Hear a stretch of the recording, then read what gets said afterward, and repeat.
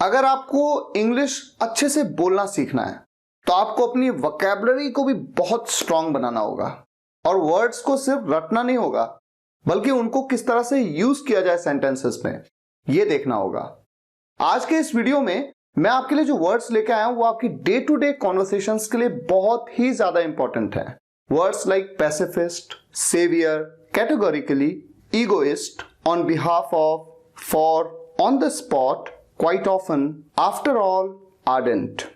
कुछ वर्ड्स हैं, कुछ फ्रेजेस हैं और इन सभी के मीनिंग के साथ साथ एग्जाम्पल्स भी मैं आपको बताने वाला हूं। तो आइए शुरुआत करते हैं बिना टाइम वेस्ट किए। हमारा पहला वर्ड है पैसिफिस्ट। पैसिफिस्ट का मतलब होता है शांतिवादी या अमन पसंद। जो व्यक्ति शांतिवादी होता है, शांति प्रिय होता है। Example number 1, I have never seen such a pacifist person in my life. I have never seen such a pacifist person in my life. Example number 2, you're not a pacifist as you always favor war. You are not a pacifist. आप शांतिवादी नहीं हैं क्योंकि you always favor war. आप हमेशा war को favour करते हैं। war मतलब युद्ध। Next word saviour. सेवियर का मतलब होता है रक्षक, जो सेव करता है किसी के जीवन को, रक्षा करने वाला, उद्धार करने वाला। They regarded her as the savior of their country. They regarded her. उन्होंने उसको इस तरह से रिगार्ड किया, मानते थे उसको। क्या मानते थे? As the savior of their country. अपने देश का रक्षक। वे उसे अपने देश का उद्धारकर्ता मानते थे, रक्षक मानते थे। My savior is no one but God. मेरा सेवियर कोई और नहीं है बल्कि कौन है? गॉड है। मेरी रक्षा करने वाला कोई और नहीं बल्कि ईश्वर है। Next word categorically. कैटेगोरिकली मतलब होता है स्पष्ट रूप से, क्लियर, सब कुछ बिल्कुल क्लियर तरीके से। They categorically refuse to take part in this competition. They categorically refuse to take part in this competition. उन्होंने स्पष्ट रूप से इस प्रतियोगिता में भाग लेने से इनकार कर दिया। Example number 2, she stated categorically that she had no intention of leaving the company. She stated, उसने state किया यानी उसने बताया, उसने कहा categorically, स्पष्ट रूप से that she had no intention of leaving the company, कि उसका कंपनी छोड़ने का कोई इरादा नहीं था। Next word egoist. ईगोइस्ट का मतलब होता है अहंकारी। जो व्यक्ति बहुत ईगो होती है, जिसके अंदर बहुत अहंकारी होता है जो व्यक्ति, उसे ईगोइस्ट कहते हैं। Ranjay is an egoist person who only cares about himself. Ranjay एक अहंकारी व्यक्ति है जो केवल अपनी परवाह करता है। Your egoist behaviour will harm you in long run. आपका ईगोइस्ट बिहेवियर यानी आपका अहंकारी व्यवहार आपको लंबे समय में नुकसान पहुंचाएगा।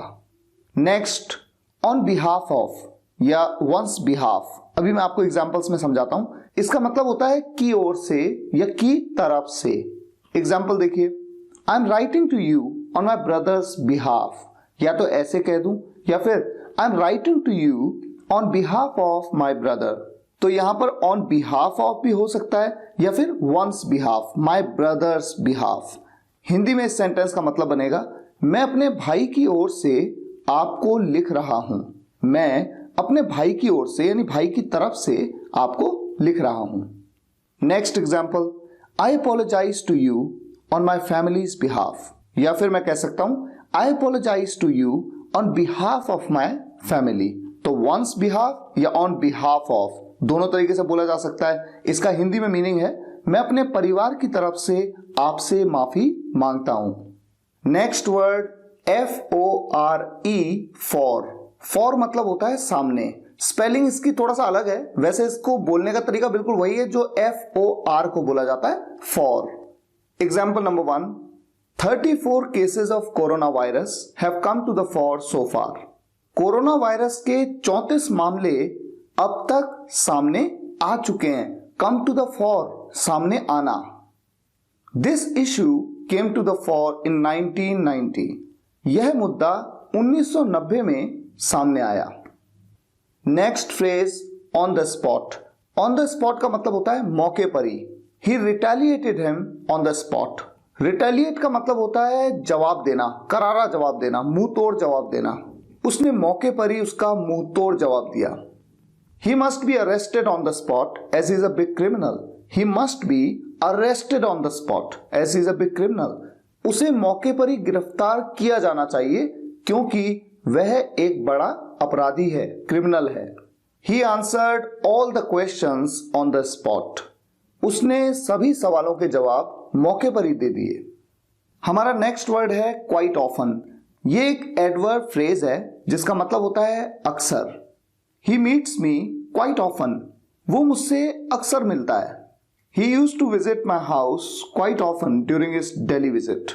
वो अपने दिल्ली दौरे के दौरान, दिल्ली विजिट के दौरान अक्सर मेरे घर आया करता था। Next, after all. इसका मतलब बनेगा आखिरकार या फिर सब होते हुए भी। एग्जाम्पल देखिए, after all he is my brother, I never go against him. After all he is my brother, आखिर वो मेरा भाई है, मैं उसके खिलाफ कभी नहीं जाऊंगा। After all he is an MLA, he is responsible towards the society. आखिरकार वो एक विधायक हैं, उनकी समाज के प्रति जिम्मेदारी है। और आज का हमारा आखिरी वर्ड है आर्डेंट। आर्डेंट मतलब होता है प्रचंड, बहुत ज्यादा, कट्टर। I am your ardent admirer, मैं आपका बहुत बड़ा प्रशंसक हूं। एडमायर मतलब होता है प्रशंसा करना, एडमायरर मतलब प्रशंसक। Most of my friends are ardent supporter of that YouTuber. मेरे अधिकांश मित्र उस यूट्यूबर के कट्टर समर्थक हैं। उम्मीद है आज के इस वीडियो से आप इन वर्ड्स को सेंटेंसेस में सही तरीके से यूज करना सीख पाए और इस तरह के कई वर्ड्स, उनके मीनिंग, उनसे रिलेटेड सेंटेंसेस मैंने आपके लिए एक आर्टिकल में लिखे हैं। उस आर्टिकल का लिंक इस वीडियो के डिस्क्रिप्शन में, आप उस आर्टिकल पे जरूर जाइएगा। लेकिन उससे पहले एक रिक्वेस्ट है, अगर आपको ये वीडियो लेक्चर पसंद आया हो तो वीडियो को लाइक करिए, शेयर करिए और कमेंट्स में जरूर बताइए कैसा लगा। Thank you so much for watching this video guys. See you in the next video lecture. Take care, good bye. सभी वीडियोस एक के बाद एक देखने के लिए आप चैनल की प्लेलिस्ट में जाइए या फिर स्पोकन इंग्लिश गुरु एंड्रॉइड ऐप इंस्टॉल कर लीजिए।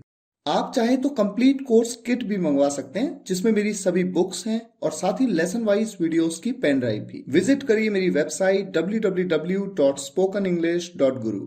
अगर आप एक सक्सेसफुल ब्लॉगर बनना चाहते हैं तो आप मेरा ब्लॉगिंग कोर्स भी ज्वाइन कर सकते हैं जिसमें आपको 6 मंथ्स का फ्री टेक्निकल सपोर्ट दिया जाता है। अधिक जानकारी के लिए विजिट करिए www.wemakebloggers.com।